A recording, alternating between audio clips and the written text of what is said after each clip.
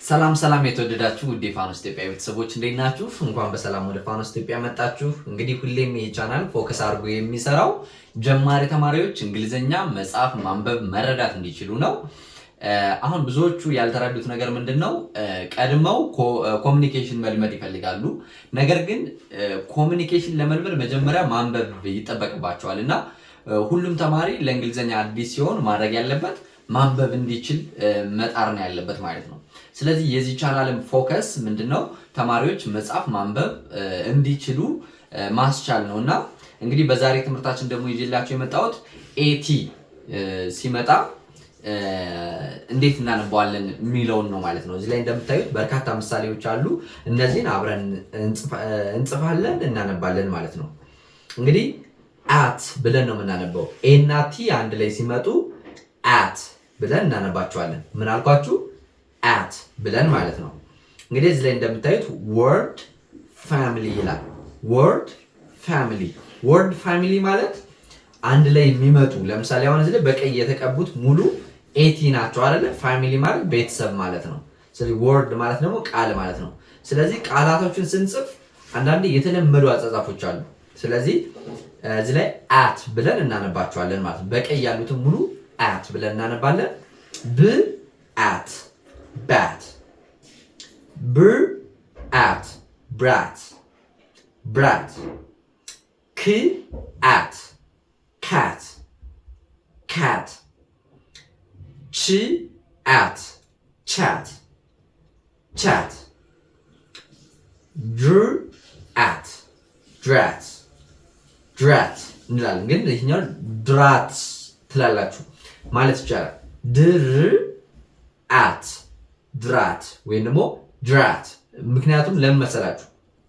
አሁን እንግሊዘኛ ማንበብ እንሞክርና በቃ አሁንማ ማንበብና መጻፍ ችያለሁ ብላችሁ እንግሊዘኛ ራሳቸው ወደሚያወሩት ወደ ተናጋሪ ሰዎች ሄዳችሁ ለማዳመጥ ስትሞክሩ ጭራሽ በቃ እንግሊዘኛ ራሱ የምታውቁ አይመስላችሁም እና በቃ ሌላ ታሪክ ነው የሚሆንባችሁ። ለምን መሰላችሁ? ከዚህ ላይ በተናጠል ቀስ ብለን ስናነበውና እነሱ ንግግር ውስጥ ሲያስገቡት ትንሽ ይፈጥናል እና አሁን እዚህ ጋር ዲአር ድር ብለን የምናነበው በጽሁፍ ውስጥ ሲገባ ግን ድር ይሆናል ማለት ነው። ድር አት ድራት ድራት ይሆናል ማለት ነው። እዚህ ላይ ፍ አት ፋት ፋት እንላለን ማለት ነው። ከዛ እዚህ ላይ ደግሞ ፍል አት ፍላት ፍላት። ሌላኛው እንግሊዘኛ በደንብ ባጭሩ እንዲገባችሁ የሚያደርጋችሁ ነገር ምንድነው? ፊደላቶች ላይ ብቻ ፎከስ ማድረግ የለባችሁም። እንግዲህ እንግሊዘኛ 26 ፊደላቶች አሉ። 26 ፊደላቶች ደግሞ 5 ቫውል ፊደላቶች አሏቸው። አንዷ ደግሞ ዋይ ቫውልም ኮንሶናንት ሆና ታገለግላለች። ከዚህ በተጨማሪ ደግሞ 2 ኮንሶናንት ፊደሎች፣ 2 ቫውል ፊደሎች አንድ ላይ የሚመጡበት አነባብ አለ ማለት ነው። ስለዚህ አሁን እዚህ ላይ የምትመለከቱት ኤፍኤል አንድ ላይ የሚመጣ አይነት ነው። ብሌንድ ይባላል። ብሌንድ ማለት 2 በአንድ ማለት ነው። ስለዚህ አሁን እዚህ ላይ ፍል አት ፍላት እንደዚህ አይነት አነባቦችንም መለማመድ ይኖርባችኋል። ኦቨርናይት ወይም ደግሞ በአንድ ቀን ግን ሊሳካላችሁ አይችልም። ይህን የምታደርጉት በሂደት ሁሌ በቃ እንግሊዘኛ ለመማር ራሳችሁን አዘጋጁ። ዛሬም፣ ነገም፣ ቀጣይነት ባለው ሁኔታ 2 ወርና 3 ወር ፎከስ አድርጋችሁ ከተማራችሁ የዓለምን ቁልፍ መክፈት ትችላላችሁ ማለት ነው። ያ ማለት ምንድነው? አሁን በዚህ ጊዜ እንግሊዘኛ በጣም በጣም በጣም አስፈላጊ ነገር ነው ማለት ልክ እንደ ምግብ ማለት ነው። ይሄን የምላችሁ ምንድነው? ነገ ስኬታማ መሆን ከፈለጋችሁ፣ ከብዙ ሰዎች ጋር መገናኘት ከፈለጋችሁ፣ ዓለም አቀፍ የሆኑ ስራዎችን ኦንላይን ለመስራት ከፈለጋችሁ እንግሊዘኛ እውቀት በጣም በቃ ምንም አማራጭ የሌለው አማራጭ ነው ማለት ነው። ስለዚህ 2 ወርና 3 ወር ለዚህ ዋጋ መክፈል ለሆነ ለንቶ ፍንቶ የሆነ ነገር እንኳን ጊዜያችን እናጠፋለን አይደለ? ራሳችን ለማስተማር ሲሆን ግን 2 ወርና 3 ወር በጣም ትንሽ ነች እና ፎከስ ማድረግ ይኖርባችኋል ለማለት ነው። ስታጠኑ ልክ በዚህ መንገድ የተለያዩ የአጠናን ቴክኒኮችን ብትጠቀሙ ደግሞ በአጭሩ ልትረዱት ትችላላችሁ ማለት ነው። ይህንም ለማድረግ እንግዲህ እኛ በዚህ በዩቲዩብ ብቻ አይደለም፣ በቴሌግራም በዋትሳፕ እና በኢሞ በሳምንት 5 ቀን በቀን ደግሞ 1 ሰዓት እናስተምራለን ማለት ነው። ይህን አገልግሎት ማግኘት ከፈለጋችሁ ቴሌግራም ላይ ዋትሳፕ ላይ እና ኢሞ ላይ ስለምንገኝ ስልክ ቁጥራችን ወይም ደግሞ ከስር ያለውን ዲስክሪፕሽን ላይ ያለውን ሊንክ ተጭናችሁ ቀጥታ በውስጥ አናግሩን። በሳምንት 5 ቀን በቀን 1 ሰዓት እያስተማርናችሁ በቂ የሆነ ጊዜ ሰጠናችሁ ብቁ እናደርጋችኋለን ማለት ነው። ኦኬ ወደ ነበርንበት ስንመለስ አሁን ደግሞ ኤፍ እና አር ፍር እንላለን። ፍር አት ፍራት ፍራት እንላለን። ግ አ ት ጋት ጋት እንላለን። እዚህ ላይ ጂኤን በአንድ ላይ ግን አይደለም የምንለው፣ ግን ሳይሆን ን ነው የምንለው። ኬኤን እና ጂኤን አንድ ላይ በሚመጡበት ጊዜ ጂ ወይም ደግሞ ኬ ሳይለንት ይሆናል። ስለዚህ አሁን ይህ ናት ነው የሚለው። ን አት ናት ናት የሚል ነው እንጂ ግናት አይደለም የሚለው ማለት ነው። ሌላኛው ህ አት ሃት ሃት ም አት ማት ማት እንላለን። ፕ አት ፓት ፓት እንላለን። ር አት ራት ራት። አሁን ደግሞ ለአማርኛ ተናጋሪዎች እንግሊዝኛ ፕሮናውንሴሽናችንን በጣም አንድ ደረጃ ከፍ የሚያደርግልን አክሰንታችን በቃ የሚቀይርልን ፕሮናውንሴሽን ልንገራችሁ። የመጀመሪያው አርን እንዴት ማለት እንዳለብን እወቁ። አር እንደ ሀበሻ እንደኛ ብለው አይደለም የሚሉት። እንዴት ነው? እዚህ ጋር ያው ምላሴ ከላይ ከድዴ ጋር አይገናኝም። ከላይ እንደዚህ ከፍ ይልና አየር ስገፋበት ይውለበለባል ማለት ነው። ያኔ የሚል ድምፅ ይፈጥራል ማለት ነው። ስለዚህ አንድ የአርን ድምፅ በደንብ እወቁ። ሁለተኛው ደግሞ ቲኤች ድምፅ። ቲኤች ይሉታል። ስለዚህ ይህ ሁለቱን አነባብ ማወቅ አለባችሁ ማለት ነው። ይሄ ደግሞ ስትረስ እና አንስትረስ የሚሉት አለ አነባብ አለው።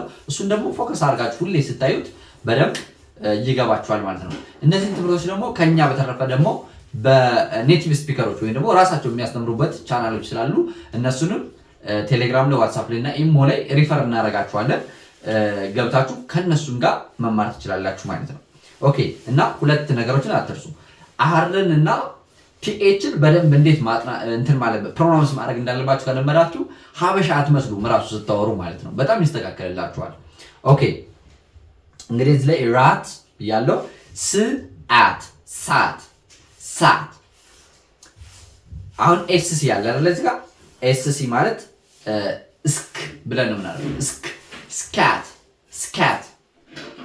ስል ኤስኤል ብሌንድ ነው። ስላት ስላት ስላት እንላለን።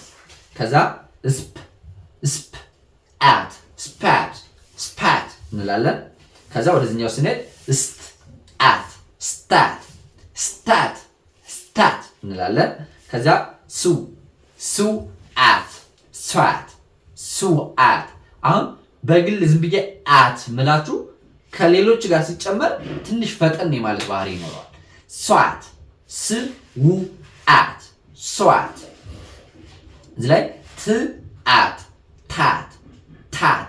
ድምፄ ከጉሮሮዬ ላይ ነው ያለው እንጂ አሁን ይሄ ታት ታት አይደለም። ታት ታት። ያው እዚህ ላይ ሲይዘው እንዲካያስኩት ያንቀኛል ማለት ነው። ታት እዚህ ጋር ስለሆነ ድምፁ የሚፈጠረው ማለት ነው። ታት።